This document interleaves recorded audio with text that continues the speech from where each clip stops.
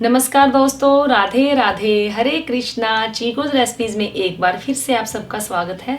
तो आज फिर से एक नए टॉपिक पर वीडियो लेकर आई हूँ कि आप लोगों के सवाल भी था और इस सवाल का जवाब मैं पहले सवाल जवाब वाली वीडियोस में दे भी चुकी हूँ, लेकिन फिर भी मैंने सोचा क्यों ना वीडियो बना दी जाए, तो मुझे भी आसानी होगी और आप लोगों को भी आसानी होगी। तो वो टॉपिक है कि मैम कैसे पता करें कि हमारे इष्ट देव कौन है। तो ये वीडियो आज उसी टॉपिक पर है। तो देखिए, जो हमारे घर आपने देखा होगा कि घर में कुल देवता होते हैं, कुल देवी होती है, उनकी पूजा सबसे पहले की जाती है।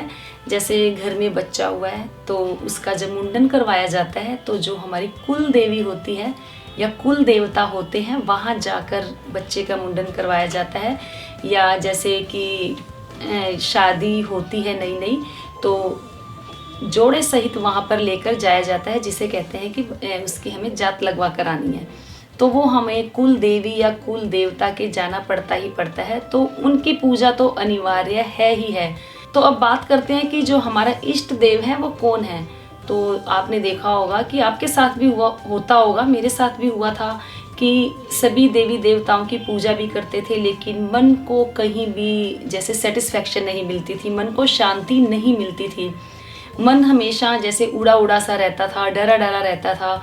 और जो पूजा तो करते थे, सुबह की आरती की, शाम की आरती की, लेकिन मन के अंदर एक संतुष्टि नहीं थी, एक शांति नहीं थी। तो ये होता है कि हमारे को हमारे इष्ट देव का चुनाव करना होता है। हमारे इष्ट कौन है, हमारे खुद के इष्ट कौन है। वैसे तो इष्ट आपके जन्म कुंडली से भी पता लग जाता है कि आपकी जन्म कुंडली में जो इष्ट देवता होते हैं आपको उनकी भी पूजा करनी चाहिए।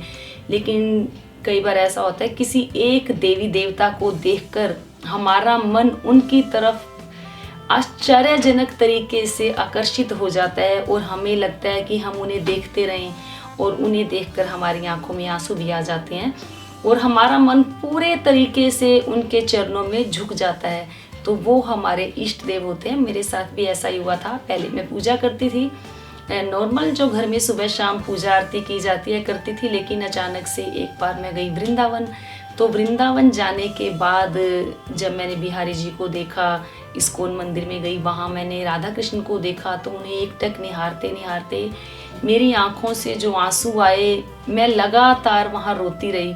तो लेकिन उस रोने में भी मज़ा होता है, ऐसा नहीं कि रोने में बड़ा वो तकलीफ़ होती है, ऐसा नहीं होता। तो उस रोने में जो आनंद आता है वो कभी भी किसी और चीज़ में नहीं आता।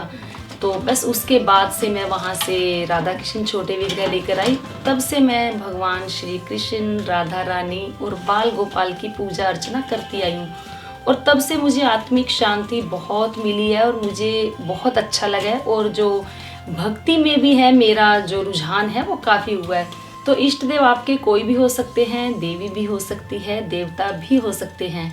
हाँ, लेकिन जिनकी पूजा करने के बाद आपको बहुत अच्छा महसूस हो, आपको आत्मिक शांति मिले, आपके विचारों में भी बदलाव आए, तो आपके इष्ट देव वही होते हैं। तो वैसे भी हिंदू धर्म में 33 करोड़ बोलते हैं, लेकिन 33 करोड़ ना होकर 33 कोटि के देवी देवता होते हैं जिनकी पूजा अर्चना उपासना की जाती है। तो इनमें से आपके इष्ट देव कोई भी हो सकते हैं। हाँ, लेकिन पूजा तो आप किसी की भी करते हैं, तो लेकिन पूजा करी, नॉर्मली आपने पूजा कर ली, दैट्स ऑल, यानी कि आपका काम खत्म हो गया। लेकिन जो आपके इष्ट होते हैं उनकी आप बड़े भाव से पूजा करते हैं, उनकी सेवा आप अपने बड़े भावों से करते हैं। तो आपको अपने भावों के जरिए ही पता लगेगा कि आपके इष्ट देव कौन हैं। तो जो आपके इष्ट देव हैं वो आपको भक्ति की तरफ लेकर जाते हैं, क्योंकि आप बड़े भावों से पूजा करते हैं। वो आपको ज्ञान देते हैं, आपको प्रगति की राह पर लेकर जाते हैं। तो प्रगति की राह पर और भक्ति की राह पर ले जाने वाला कोई और नहीं, वो आपके अंदर बैठी आपकी आत्मा है, और आत्मा में बसने वाले आपके इष्ट देव हैं। तो आप भी अपने भावों को जागृत करिए, पता लगाइए कि आपके इष्ट देव कौन है, क्योंकि हम अपने भावों से अपने इष्ट देव का पता लगा सकते हैं और उनकी बड़ी अच्छे से पूजा कर सकते हैं, ताकि हमारे जीवन में आने वाली हर समस्या का समाधान हो सके, हमारी भक्ति में रुझान हो, तो हम अपने भावों के जरिए ही पता लगा सकते हैं कि हमारे इष्ट देव कौन है। तो ये थी छोटी सी वीडियो मैंने आप लोगों के लिए बनाई कि कैसे पता करें कि हमारे इष्ट कौन है। कई बार ऐसा होता है कि नहीं पता लगा पाते, किसी फोटो किसी मूर्ति को देखकर लगातार रोते हैं लेकिन कारण समझ नहीं आता है। तो कुल देवी है, कुल देवता हैं, उनकी पूजा करनी अनिवार्य है, उनकी पूजा करें। तो बाकी कोई भी इष्ट आपकी देवी हो सकती है, कोई भी इष्ट आपका देवता हो सकता है। तो उम्मीद करती हूँ आपको आज की छोटी सी वीडियो पसंद आई होगी। तो आगे भी इसी तरीके की वीडियोज़ मैं लेकर आती रहूँगी। तो वीडियो को लाइक करें, शेयर करें, चैनल को सब्सक्राइब करना बिल्कुल ना भूलें। हमेशा की तरह अपने सुझाव देते रहें। आज के लिए इतना ही, फिर मिलते हैं। धन्यवाद। हरे कृष्ण।